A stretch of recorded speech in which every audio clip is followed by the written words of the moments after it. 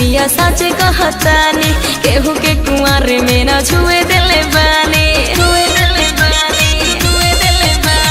खाई के कसम पिया सच कहतानी केहू के कुंवर में न छुए दिले बानी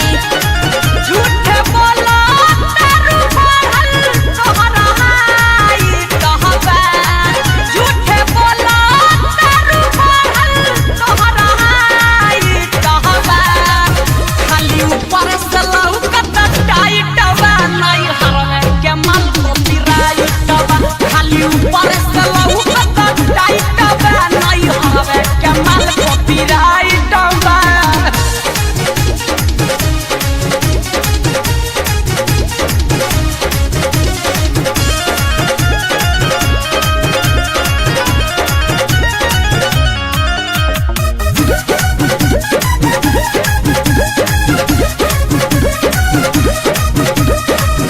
कैसे हम बताई कुछ ना कईनी कुंवर में पहिला बेर सुता तानी रौरिया कवार में कैसे हम बताई कुछ ना कईनी कुंवर में पहिला बेर सुता तानी रौरिया कवार में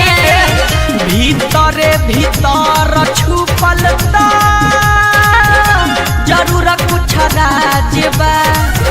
असही सक के घंटी ना डोला तयाज बा